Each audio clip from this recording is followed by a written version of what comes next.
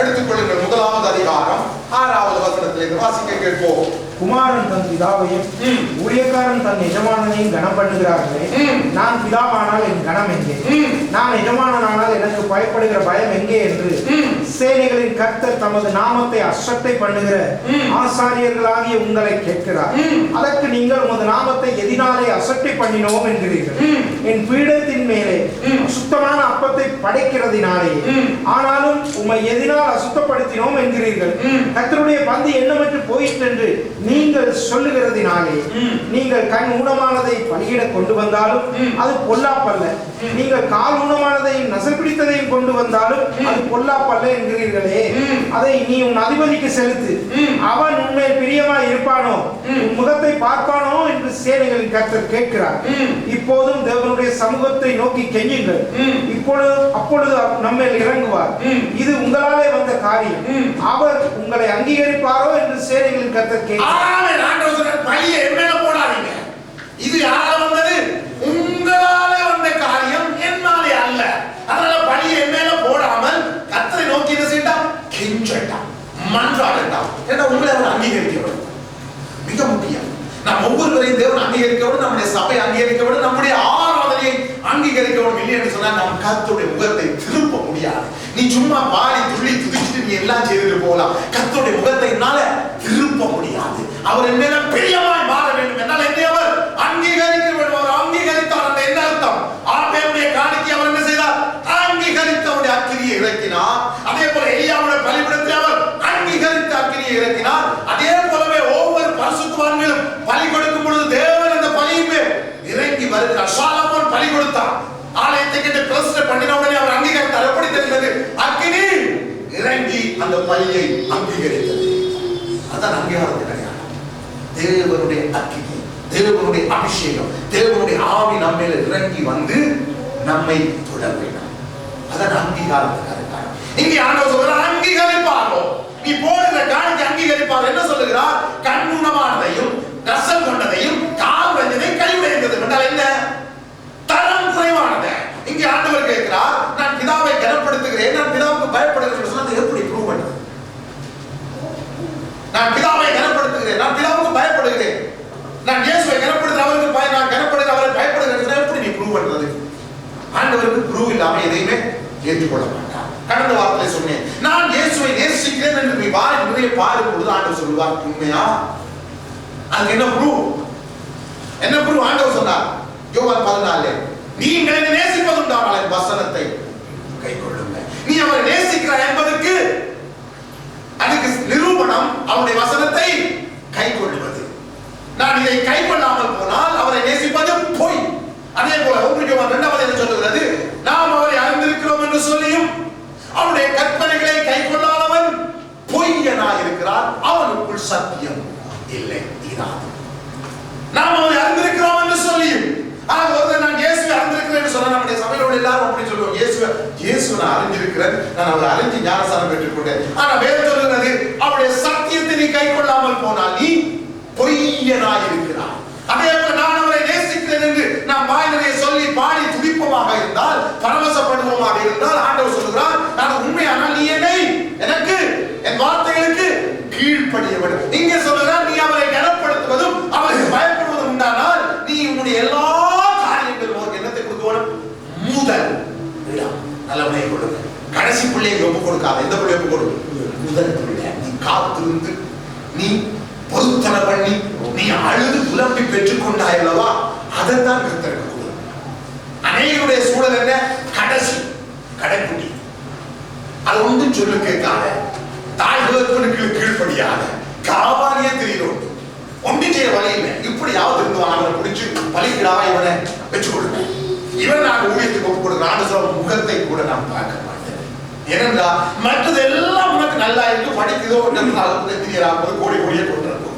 ஆனா இது மட்டும் ஸ்கூலுக்கு போயிட்டா கடைசி எல்லாருக்கும் செல்லம், வீட்லயும் சொல்லு கேட்கறது இல்ல, ஊர்லயும் அவமானம். அதனால இதை பிடிச்சு அங்க கொடுக்குறீங்க கர்த்தருக்கு. கர்த்தர் சொல்லுவா, உனக்கே இதை வச்சு கூட சகிக்க முடியல, யாருக்கு அப்பா கொண்டு எனக்கு கொண்டு.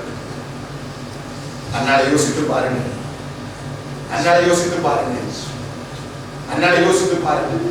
அந்த பிள்ளை பால் வந்தவுடன் எத்தனை வயசு நமக்கு தெரியாது, 2 வயசாயிருக்குமா?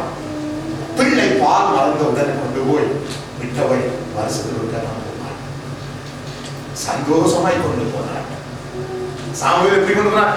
சந்தோஷமாய் கொண்டு போனான். பொருத்தனை நிறைவேற்ற கர்த்தாவே வருகிறேன் என்று அதை நிறைவேற்றாம நான் போகக்கூடாதுன்னு கொண்டு போய் கர்த்தரிடத்துல கொடுத்துட்டு வந்து இருந்த அவளும் ஒரு தாய் தானே.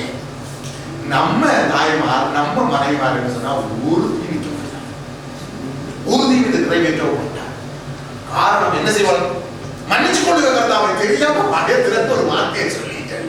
அதனால இனி புறக்கிறது உனக்கு தான் கர்த்தர் சொல்ல உனக்கு புறக்காது.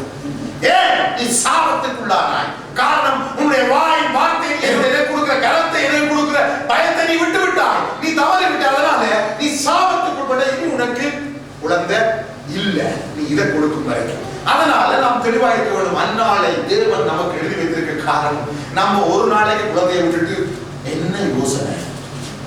எங்கேயாவது ஒரு வீட்டுல கொண்டு விட்டுட்டு வந்தா சாப்பிட்டானோ, நித்திர கொண்டானோ, டாய்லெட்டுக்கு போனானோ, என்ன செய்தானோ என்று சொல்லி நம்முடைய யோசனை. 10 தரம் போன் அடிக்கிறது, 20 தரம் போன் அடிக்கிறது. தம்பி சாப்பிட்டியா? அங்க சிஸ்டர் கிட்ட சாப்பிட்டா, அப்புறம் பொடியிட்ட கிட்ட சாப்பிட்டியா? இப்படி நாம நம்முடைய பிள்ளைகள் மேல நாம் அதிகமான பாசத்தை வச்சு இந்த பிள்ளைகளையே கட்டி கொடுத்து முத்தம் கொடுத்து ஆண்டவர் சொல்லுறார், நான் பிதாவானவருக்குரிய கரம் எங்கே? நான் நிஜமான எனக்கு பயப்படும் பயம் எங்கே? நீங்க எனக்கு படைக்கிறது எல்லாம் நேரத்திலையும் கடைசி. என்னத்துல? நேரத்துல கடைசி.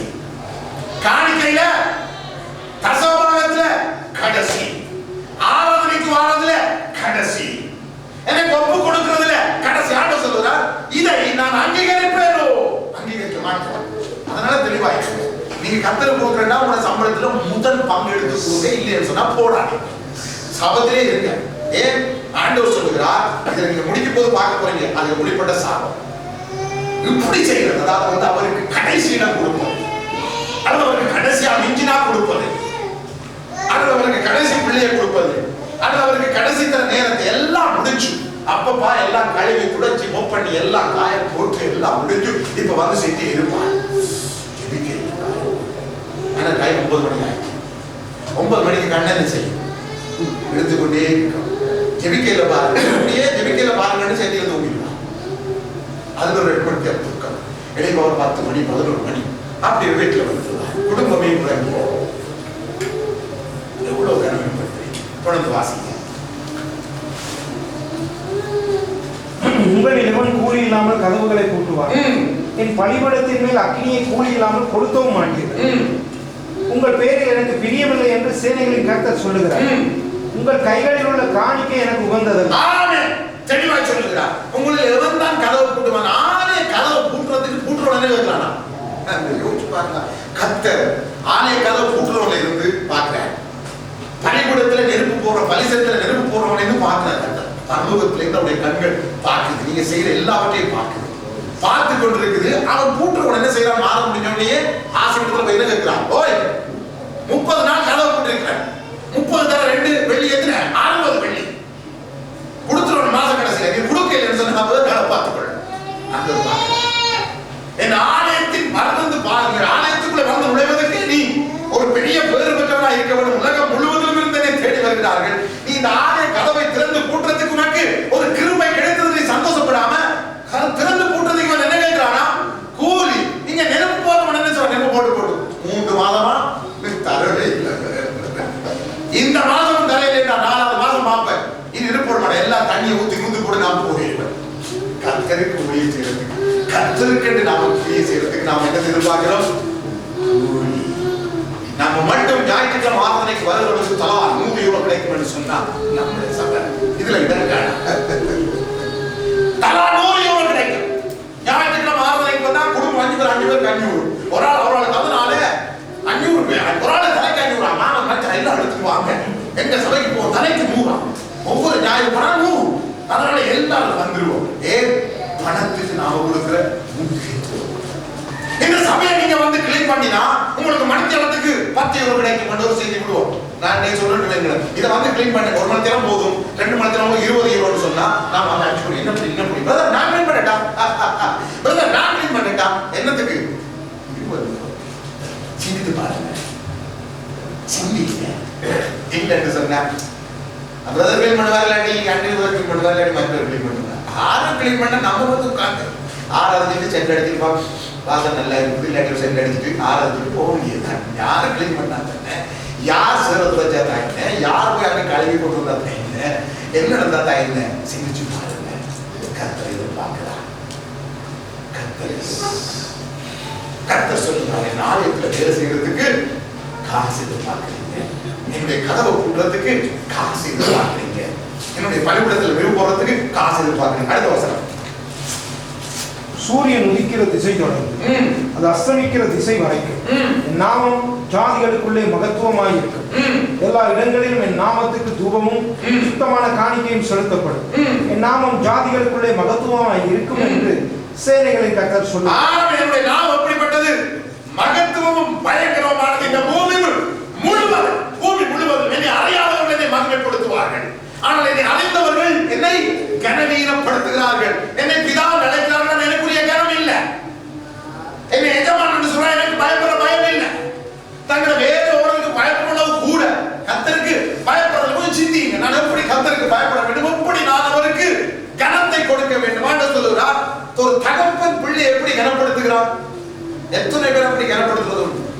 தகப்பனுடைய சொல்லை தவறாமல் தட்டால் நடக்கிற பிள்ளைகள் இன்றைக்கு உண்டு. அவர் சரியா சொன்னாலும் சரி, பிள்ளையா சொன்னாலும் சரி, அதை தட்டுறதே இல்லை. ஆண்டு சொல்றார், தகப்பன் குமாரன் தன் தகப்பனை கனப்படுத்துகிறான், வேலைக்காரன் தன் எஜமானை கனப்படுத்துகிறான். நீங்க என்ன பார்த்து எஜமானனே பாட்டு நல்லா இருக்கு. என்ன பாட்டு? எஜமானனே. எத்தனை பாட்டு? இன்னொரு பாட்டு வந்து என்ன? எஜமானனே அழியுமென் கைகளை கொண்டு அழியாம் ராஜ்யப்பட்ட. நாம் எஜமானன் என்று சொல்லிட்டாலே நான் யாரு? வேலைக்காரன். வேலைக்காரன் எப்படி நிற்க வேண்டும்? எஜமானுக்கு கையை கட்டி சொல்லுங்க ஐயா, நீங்க சொல்ல நான் சொல்றேன். அதான் எஜமானனுக்கும் வேலைக்காரன் சொல்லுங்க. நீ எஜமான் என்று பாடிட்ட, எஜமான் சொல்லிட்டாலே நாம் அவருக்கு கட்டுப்பட்டவர்கள். ஆண்டவருடைய நாமம் இந்த பூமி முழுவதிலும் மகிமையும் மகத்துவம் பரிசுத்தமும் உள்ளது. என் நாமத்தை நீங்க கனவீனப்படுத்துறீங்க. அடுத்தது, நீங்களோ கர்த்தருடைய பந்தி அசுத்தமானது என்றும் அதன் ஆகாரமாகி அதன் பல நட்பமானது என்றும் சொல்லுகிறதினாலே என் நாமத்தை பரிசுத்த குலைச்சலாக்குகிறீர்கள். இதோ இது எவ்வளவு வருத்தம் என்று சொல்லி அதை ஒரு திறனமாய் பேசி வீருண்டதையும் காலூனமானதையும் நசல் கொண்டதையும் கொண்டு வந்து காணிக்கையாக செலுத்துகிறீர்கள் என்று சேனைகளின் கர்த்தர் சொல்லி